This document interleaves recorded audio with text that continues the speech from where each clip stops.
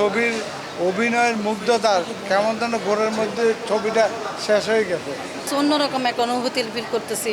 সাধুর বউ এবং পাগলিকে আমরা খুব মিস করতেছি। বাবার জন্মদিন সব কিছু মিলিয়ে হাওয়ার সময় অনেক দেরিতে দেখিয়েছে, সো এইবার আমাকে আগের থেকে বলছে যে তাড়াতাড়ি দেখতে চায়, সো এই জন্য নিয়ে আসলাম এবং ভালো লাগছে।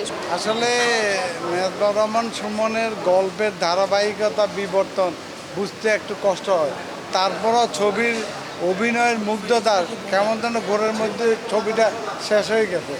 সবচেয়ে সাধু এবং সাধুর বউয়ের যে অভিনয়, সেটা কাহিনীটাকে উপজীব্য করছে। আমাদের কাছে খুব ভালো লাগছে। ভবিষ্যতে আশা করি ধারাবাহিক গল্পের থেকে বাইরে সুমনরা আরও ভালো ভালো গল্প আমাদেরকে উপহার দিবে। আমরা দর্শকরা আরও ভালো ভালো ছবি দেখতে পারবো। 32 ইঞ্চি জেভিকো টিভি এখন মাত্র 15,000 টাকায়, সাথে পাচ্ছেন 3 বছরের প্যানেল ওয়ারেন্টি। ভালো লাগার বিষয়, কারণ এর আগে আমরা হাওয়া দেখছি, সেখানে কি মুগ্ধতা ছিল। আর আমার মনে হয় হাওয়ার থেকেও রোদের অভিনয় এবং কাহিনীর ভিত্তিক এবং পরিচালক সুমন যেভাবে ছবিটাকে উপস্থাপন করেছে, বিশেষ করে চিত্রায়ন অনেক চমৎকার এবং অভিনয় হৃদয়স্পর্শী। আমার মনে হয় সব কিছুর দিক দিয়ে ভালো লাগছে এবং এটা খুবই উপভোগ্য ছিল। আশা করি সুমন, মেজবাহুর রহমান সুমন ভবিষ্যতে আরও আমাদিগকে ভালো ভালো গল্পের কাহিনী বিবর্তনের মাধ্যমে নতুন নতুন ছবি উপহার দিবে, যেন আমাদের বাংলা চলচ্চিত্র আরও উন্নতির দিকে শীর্ষে উঠতে পারে। আমরা সকলে শুভকামনা করি। খুবই ভালো লাগছে। আসলে ছবি দেখার পর আমার কাছে অন্যরকম এক অনুভূতি ফিল করতেছি। সাধুর বউ এবং পাগলিকে আমরা খুব মিস করতেছি। আর সুমনের ছবি তো সত্যি অসাধারণ। ভালো থাকবেন সবাই, ওদের জন্য দোয়া করবেন, আরও ভালো ভালো কাজ উপহার দিবেন। আজিবা তুষি সবার কাছে আমি দোয়া এবং ভালোবাসা চাই। আজকে আমি আমার ফ্যামিলির সবাইকে নিয়ে দেখলাম, আমাদের প্রিয় যারা কলিগ, কাছের মানুষ, তারা একসাথে দেখলাম। অলসো আমার বাবার জন্মদিন সব কিছু মিলিয়ে হাওয়ার সময় অনেক দেরিতে দেখিয়েছে, সো এইবার আমাকে আগের থেকে বলছে যে তাড়াতাড়ি দেখতে চায়, সো এই জন্য নিয়ে আসলাম এবং ভালো লাগছে, সুন্দর। আমি সেকেন্ডবার সিনেমাটা দেখলাম। এই তো,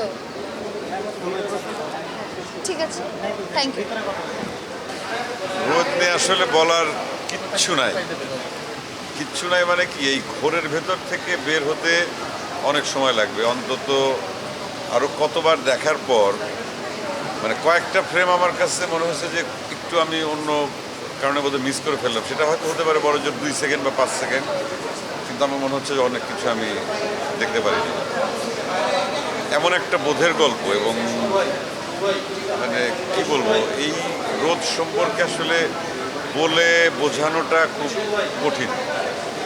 এবং মেজবাহুর রহমান সুমন ওর মানে কাজের কোন লেভেলটাও টাচ করলো এই রোদ দিয়ে, এটা আমি খুবই ক্ষুদ্র একজন মানুষ, আমি এত কিছু আসলে বলে বোঝাতে পারবো না। আমি বোদ্ধা দর্শকও না, সাধারণ একজন দর্শক। প্রত্যেকটা ফ্রেমের ইমোশানগুলো আমি ফিল করতে পারলাম এবং সেই জায়গা থেকে মানে রোদ আসলে দেখার সিনেমা না, অনুভবের সিনেমা। এবং যারা দর্শক এসে রোদ দেখবেন, রোদ যদি ভালো লাগে এবং কোন বোধের জায়গা থেকে ভালো লাগবে, সেটা একবার রোদ দেখে আপনারা সেটা নিজেদেরকে প্রমাণ করতে পারেন। এটা আসলে নর্মাল কোনো কথা দিয়ে আসলে রোদকে ব্যাখ্যা করা আমার পক্ষে সম্ভব না। আর রোদের যারা পারফর্মার, স্পেশালি আমি যদি টুসি এবং নূরের কথা বলি, নূর ইমরানের কথা বলি,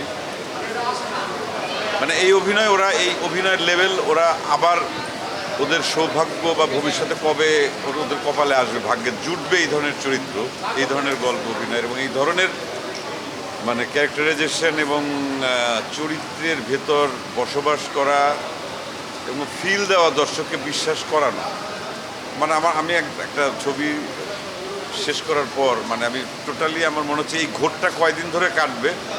আর নূর ইমরান এবং টুসি আমার খুবই কাছের, আমরা একসাথে সহশিল্পী হিসেবে কাজ করেছি। ওদের সঙ্গে অন্তত মাসে 2, 4, 10 বার দেখা হয়, কিন্তু আমি এখন আমি চাই না যে ওদেরকে আসলে সামনাসামনি খুব বেশি দেখতে, কারণ ওরা এই চরিত্র দুটিকে এমন একটা জায়গায় নিয়ে গেছে। আমি জানি না, আমি এটা বললে পরে অতিরঞ্জিত বলা হবে কিনা, যে এই চরিত্রের বাইরে, এই দুজনের বাইরে আমি আর কাউকে মানে কল্পনাও করতে পারি। এত পারফেকশন, এমন একটা লেভেল, মানে এটা ওরা অভিনয় করেছে না কি করেছে, আমি তো বহু বছর ধরে অভিনয় করি, মানে আনবিলিভেবল। এটা নিশ্চয়ই সুমন করিয়েছে, মেজবাহুর রহমান সুমনের যে মেধা এবং প্রত্যেকটা ফ্রেম আমার কাছে মনে হয়েছে যে একটা পেইন্টিং, এবং প্রত্যেকটা শব্দ আমাকে এক একটা দোতনা দিচ্ছে, একটা ফিল দিচ্ছে। এবং যতটা সময় একদম শুরু থেকে শেষ পর্যন্ত আমার মনে হয় না যে একটা সেকেন্ডের জন্য কোথাও আমার মনে হয়েছে যে আমি বোধহয় কিছু পেলাম না। এবং পুরোটা আরও কতবার দেখলে পরে আমার আরও কত ভালো লাগা কাজ করবে, আমি সেই আশাটা ব্যক্ত করছি। এবং সুমনকে বলবো যে আমাকে একটা কপি অন্তত দিয়ে দেয়, আমি ভাই এটা দেখতে থাকি। আমার মানে আমি এটা বলতে পারবো না।